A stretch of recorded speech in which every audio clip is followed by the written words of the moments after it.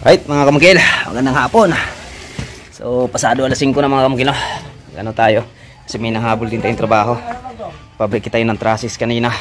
Right, update lang tayo saglit dito sa aming project mga kamukil. Katalunan araw po ng Biyernes, no? Dali ng araw, no? O bukas Sabado naman, sahod na naman.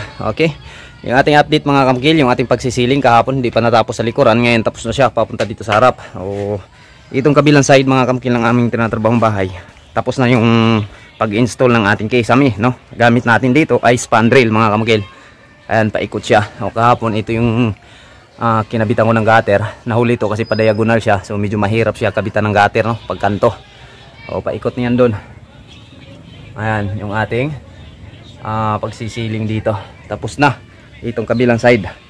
So yung ating plastering din, halos tapos na din tong dito na side, itong isang area, no? Ito mula dun sa likod papunta dito, tapos na yung pagpa-plastering pati sa loob mga kamukil. So yung pinakakulan sa aming trabaho dito is itong kabila, no?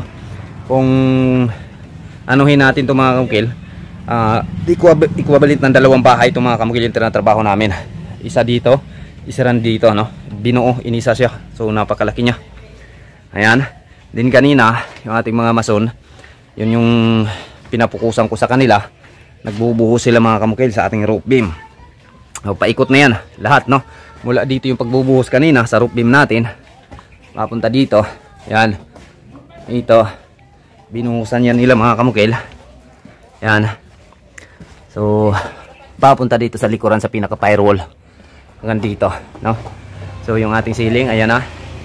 O yung pagpapalitada sa part na dyan, kikita nyo tapos ng pagpapalitada dyan, no? Yung pinakakulan dyan, mga hamba na sa ating pintuan. Tapos yung palitada, continue yan, papunta dito bukas. O bukas, yung ating mga mason, wala nang ibang trabahin, papalitada na lang. Tatanggalin muna yung forma para mula doon kukuha ng pagli-layout, no? Sa ating pinaka roof beam pababa para makuha natin yung tuwid papunta doon. O ito na part na sa kabila, yung pagpapalitadahan. So bukas maumpisahan ito mga kamukil. Dito sa loob mga kamukil, ito kanina, ito yung pinabrikit kong rafter, no? Bukas iakyat natin to dito, to na part malalagay sa harapan. Ito, so bukas sisikapin ko makapaglatag tayo ng parli na bukas, no? While dito sa mga kwarto, ayan, napakalaking kwarto to. Isang kwarto mga kamukil, 13.8 square meter to, yung isang kwarto, bawat kwarto nito. So kung napapansin nyo mga kamukil, nakapaglatag na tayo na ceiling joist. Yan, gamit natin dito mga kamukil lahat po PVC panel. Tapos meron tayong spandrel na gagamitin dun sa pinakakusina. Wood grain ang ating gagamitin dun. Ayan, nakapaglatag sa loob ng isang araw. Ito yung natapos ng ating ceiling installer mga kamukil, no? Ayan, bali tatlo sila nakatuka dito. Dito sa kabila tapos na rin. So bukas yung lalatagan naman nila o gagawa ng ceiling joist, itong pinaka hallway. Tapos papunta dito sa kusina, no? Ito na part dito. So siguro matatapos nila to bukas sa paglatag ng ceiling joist. So pag matapos nila to, balik sila dun sa kwarto na to, simula dito para sa electrical. Yan, simula na naman dito yung electrical, papunta na naman dun. Pagkatapos na mag-electrical, tamang tama, mayroon na din tayong materialis sa PVC panel. Kaya tuloy-tuloy, no? Pagkatapos may electrical, balik sila dito.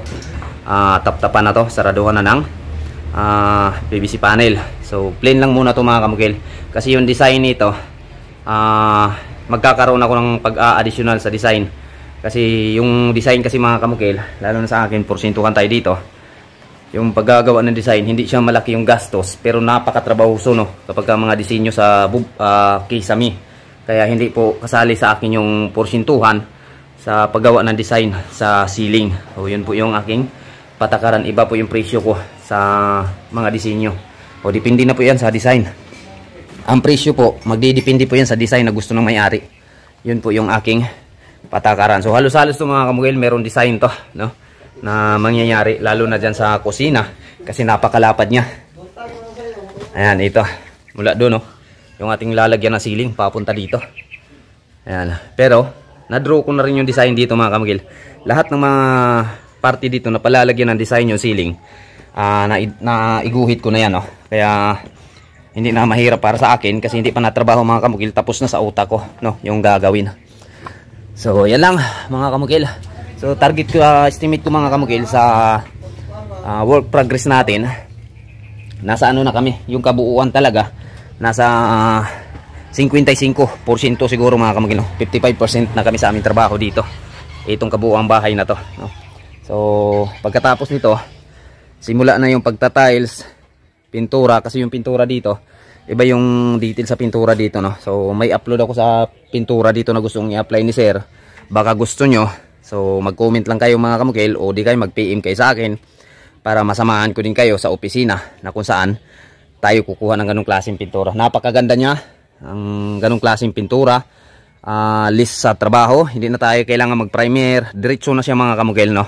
Diretso na siya i-apply at hindi na natin kailangan pakinisin yung ating pader.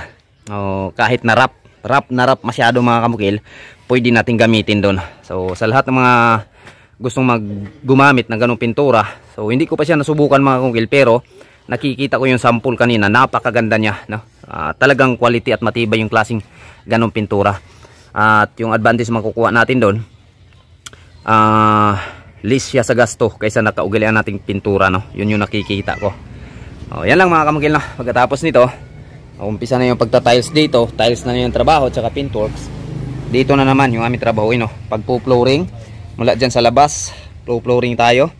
Yan, paikot yan dun sa likod mga kamukil. Tapos ito, gagawin pa natin itong bahay. Yan, hanggang dun, sa may pedestal na yun, hanggang dun yung bubong nya, no? Kaya malaki-laki pa to dito. So ito muna yung pinupukusan ko, itong pinaka main house talaga, no?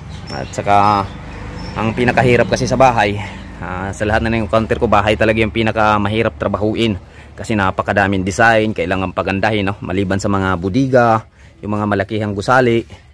So yun, hindi po masyadong maarte kapag bahay, kasi halos lahat ng pag-iisip maibubuhos mo talaga dyan.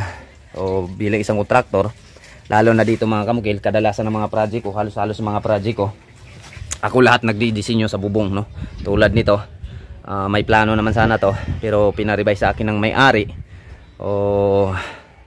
Kaya ngayon, todo ano din ako, ingat, no? Na magustuhan ni kliyente. Although ito palang part sa kabila mga kamukil, pag design ko pa lang sa bubong nito, nakikita ko naman na nagustuhan ng may-ari, no? Yung ating pagka-disenyo. Puntahan natin sa harapan mga kamukil. So ito yung pinaka-forma niya sa harap. Ayan, pa-layer-layer yung ating roofing dito. So ganoon rin dito sa ibabalik natin dito sa harap na to, magiging layer din siya, pero one layer lang siya. Tapos pagbaba natin ng 50 cm, diretso na, flat na siya, no? Itong dalawang span flat na papunta doon.